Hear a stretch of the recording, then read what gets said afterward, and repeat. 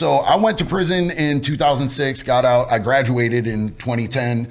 And you'd think that like going to prison and having all these horrible things would be enough for me to like learn things that I should avoid.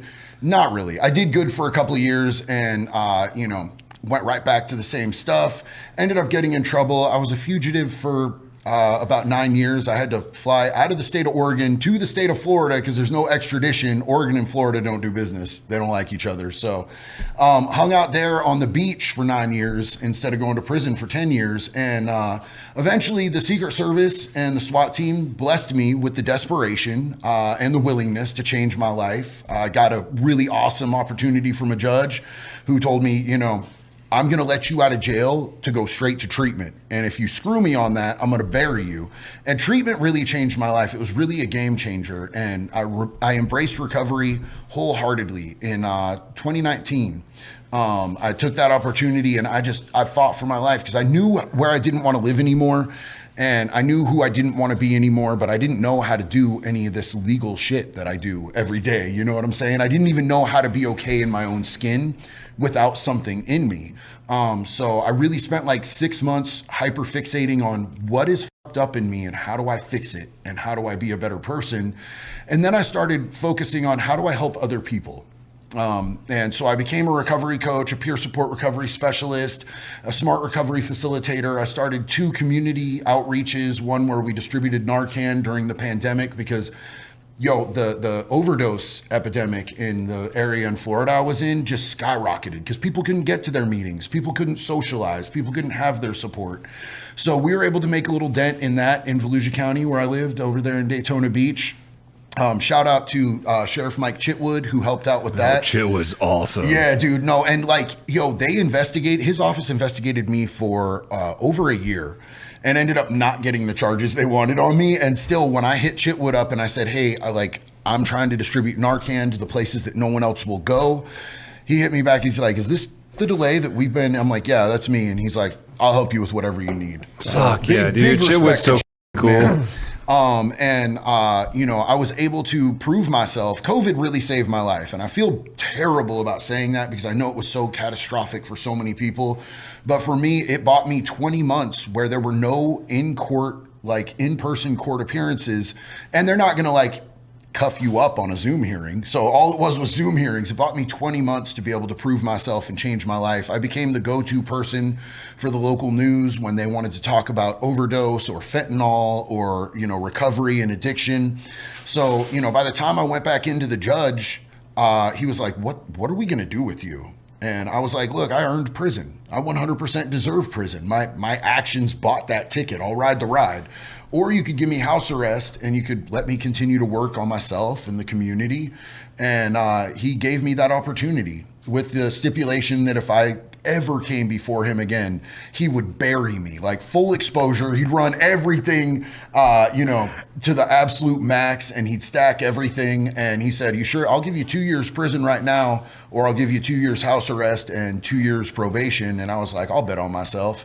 And I did go back and see him. I ended up going back and seeing that same judge. His name was Matt Foxman. Really cool dude, man. That judge saved my life by giving me the opportunities he gave me.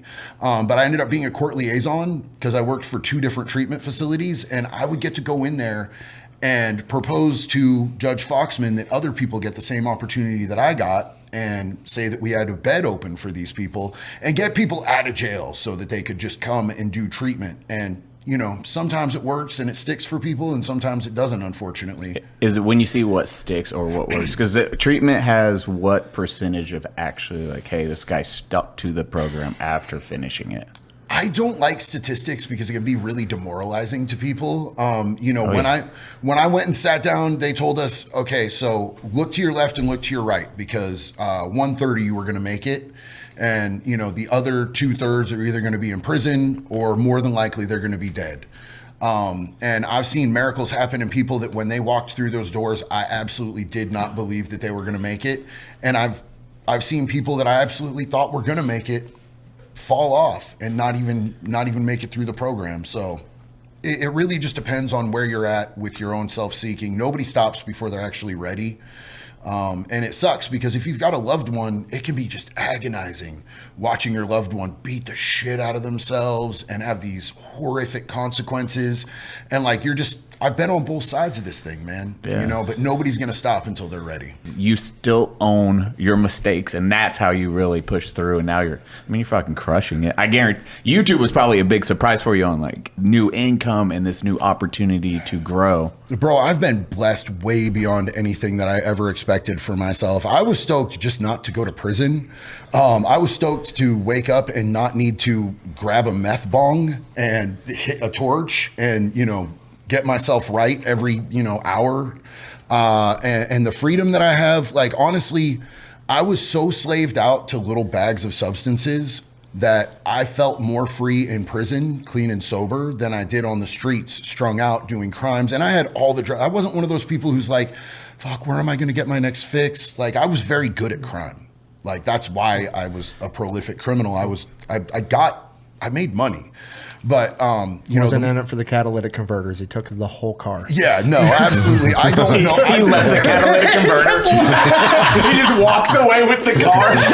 I honestly don't know how to cut a catalytic converter off of a car, bro. I'm just taking the whole thing. You do what you want with it. But yeah, no, I've been so entirely blessed, bro.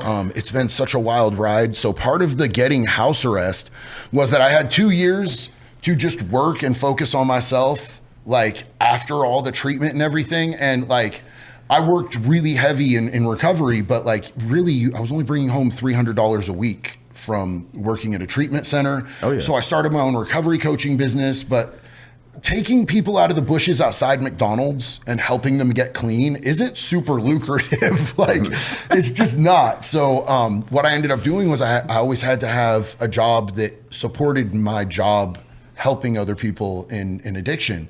And for a long time, it was a moving job in the state of Florida. And the state of Florida is hot. I don't know if anybody's ever been there, but they only have humid. 2 seasons, hotter than hell and hurricane season. And hurricane season is still hotter than hell. So don't let it fool you. And, you know, it was a brutal job, you know, working 15, 18-hour days. And but it supported my lifestyle of trying to help other people. And I just started making content because I was on house arrest. And, you know, I was trying to promote an album that I made that I recorded while on house arrest that wasn't all that good.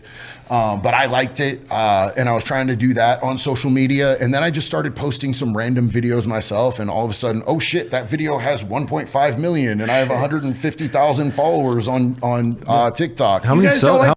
Too. Yeah, how many subs do you have on YouTube right now? YouTube, I'm at 1.2 million. Fuck yeah. When did you start YouTube? Because you got that really fast. 18 months ago. It's really Yeah, for $1 million. That's really fast. Yeah. So you Got know, us beat. We're almost 3 years here, and well, $500,000. bro, honestly, I'm really blessed that so many people have been able to vibe with my content. When I first started on TikTok, I wasn't even talking about my first viral video was I was on house arrest in the state of Florida.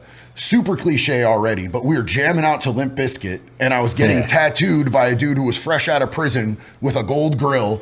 And I'm like, this is the most Florida moment ever. So I grabbed my phone and held up the monster, and I'm like, if you ain't in Florida on house arrest getting tattooed in your living room to Limp Bizkit, where the fuck you at?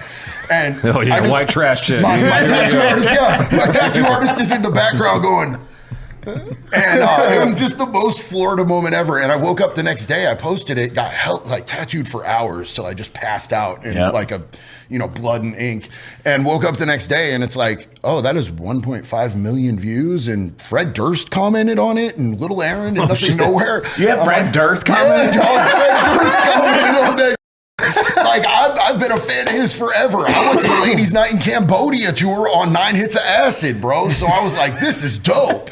And so, yeah, it just took off from there. And, you know, somebody suggested to me that I move over to YouTube because I'd gotten my account banned 3 times. Oh, I bet. I think the last straw was, it was a couple months before October. And I was like, hey, everybody, if you want a great idea for Halloween decorations, in your yard now, and by the time Halloween hits, they'll be just spooky enough. And they were like banned. So, you know, I had to keep doing my accounts over, and now I've I got banned like right when I hit 1.1 million on the main account, but I just weapons grade harassed them. Like honestly, bro, anybody else would have got a restraining order and it would have stuck, but I kept emailing them 15 times a day, and then all of a sudden my account popped back up.